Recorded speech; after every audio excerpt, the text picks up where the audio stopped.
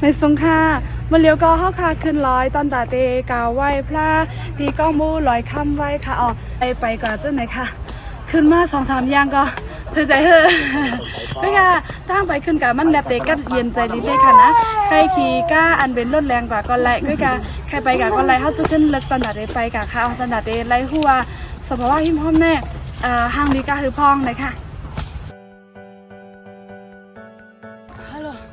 คูคิมบุกใหญ่เหนื่อยไหมไม่เหนื่อยจ้าอันในก็เตมาถึงเนื้อลอยกลางเป้งตีอันก้องมูลอยคำยาวค่ะออเนื้อในยาวเสแต่ก็ล่มกัดเย็นดีนะค่ะดีในค่ะก็เตมาเป็นโปรแกรม2ยาวค่ะออไปสุขภาพไปเลยก็ถึงแล้วค่ะเธอก็ย่อยไปแจ้วว่าจะกลางได้ถึงอะไร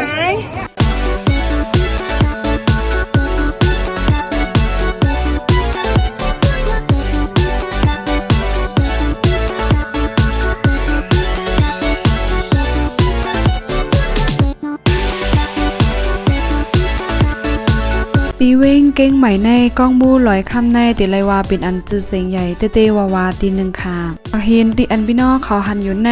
สังเจว่าเฮายุกไรในกามกุสุลีในค่ะอ่อนกันยุ่มยำจังไหนค่ะอ๋อก้อยกาส่วนโดคาได้มันนักปีเจอฮัมโบยุกพวกกันดิดค่ะอ๋อไปเหมือนคาได้มูมาจับเต้นเสกอเตกาไวสาย้อนสู้ดีลงพ่อทันใจในค่ะดีในมีก้นมาไวนำเต้วาวาเฮาคาเตไรย้อนสู้จอมหนังอันเฮาคาคันไรใครเป็นในค่ะว่าเป็นมาเต้จอมหนังอันเฮาย้อนสู้นั่นไหนเฮาเตมาหลู่ขึ้นหมอกโคหลายโคในมันเดมีจังไหนค่ะเอาอธิษฐานจังไหนเตื้อในขึ้นมาหลู่นำเต้วาวาค่ะดั้งใครเป็นเขานั่นเต็มโทนในค่ะอ๋อก็เฮาขึ้น10ข้าวตั้งกว่าดีร้อยสุเทพดีเว้งเก่งใหม่ขึ้นแทงตีหนึ่งค่ะอันเดออกฟังห้างเมืองเก่าแก่ไว้ค่ะอ๋อสายาใจดีเต้วาวาลอยสู้เทปได้ก็คาตึกยามถึงปอกอันตั้งโซดเพราะว่าเป็นวันศีลวันธรรมในเตไรวาดีในกึ้นเต้ในก้นปืนดีละจังหนึ่งไหนค่ะมาเร็วก็มาถึงว่าดีลอยสู้เทปค่ะเข้าคาเตรียมใบขึ้นกว่าย่าเข้าคาเด็กขินเล็บขึ้นกว่าในแรกนั่นเลยก่อนสู้ติดค่ะมาจอมค่ะว่าพี่น้องเขาใครคัดรถไถกอแหล่ในเว้งเก้งใหม่ในไหนรถตู้ในเดมีอยู่ 2,000 ปลายก้วยค่ะออนแหล่ปันละหลายดีอันนี้ก็ได้เป็นฟังห้างรีบดีเฮาค่ะขึ้นกว่าตอนดาตีจู้100สุเทพ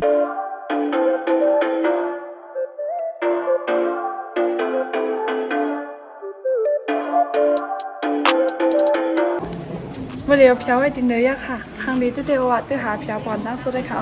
แล้วก็ก้นนำเต้วะก็จะเต็มไปป้อนนำทานตั้งพุ่นยันบัวบนดีกว่ามากๆขนาดนี้ก็เป็นตามคำยอแลน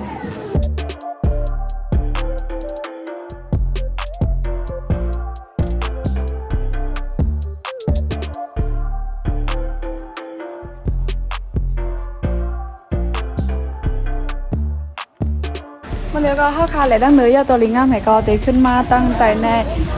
เตะขึ้นมาด้วยแล้วมันมีอีหยังพองในข้าวข้าวคาเงินกับด้วยที่เราตั้งใจนั่นนึงเค้นทางดีค่ะเยอะว่าเป็นมันล่างเฮ้ยไปสู้แค่ลืมไอ้แก้วว่ามันตั้งตึกลุกเล็กอยู่หยอกอันนี้ก็เตเป็นหิมหอมจ้องลอยสุเทพในค่ะอ๋อแต่ว่าภายตั้งหลังมันแน่เตมีแทงในก้วยกาอ่ำตั้นไรปั่นค่ะมาเร็วเฮาก็เตล่มกว่ายาคาเมื่อกี้เฮาคากั้มขึ้นมานะเฮาคาคิดได้ไหมขึ้นมาก็ไม่เฮาเตขึ้นล่มกว่าด้วยตั้งคนลอยค่ะเอาว่ามันทางดีกะเหอพองเลยค่ะยาร้อนกับเย็นใจดีเบ็ดแจ๊ตั้งใจมันแน่เตมีบอกตำเบตั้ง2ผักข้างโอ้เตมีบอกตำเบตั้ง2ผักข้างให้ก็ล่มกว่าเดี๋ยวไรว่าทางดีเต้ว่าเข้าทานกันด้วยจ้องกันค่ะ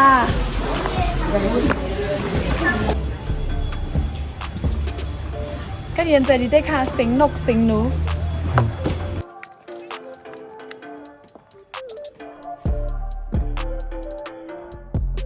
ตั้งใจด้านนึงเข่นเดห่างเลยค่ะเอามันเหมือนเจ้าหนังแมวมือปานคูบอบเจ้าหนังค่ะนะเขาทานกันค่ะด้วยว่ามันเดมี่จะหือพองเลยค่ะนี่เก่งใหม่ในเดมี่อันเอาหมักหินเอาหมักอุดแรงให้ก็เฮ็ดไว้ในนำไปใจค่ะ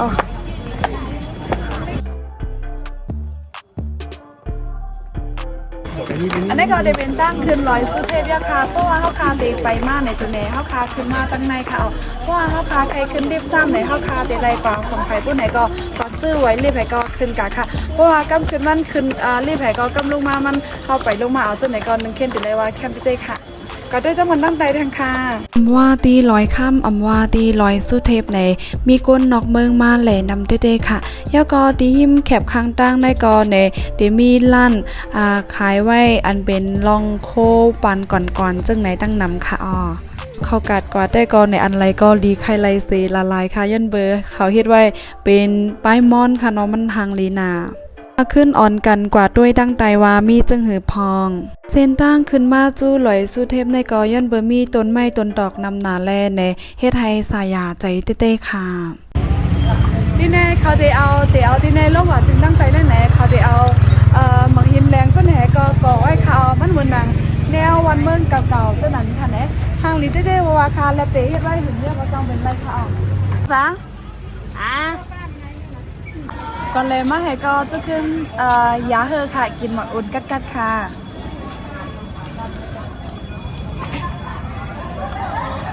ตีในเตมีผงนกให้แลในสังเจว่าเฮาใครเล่งนกก็เฮาซื้อข้าวกาบให้ก็มาอ่อยนกให้ก็เฮ็ดการลีกูโซไลค่ะ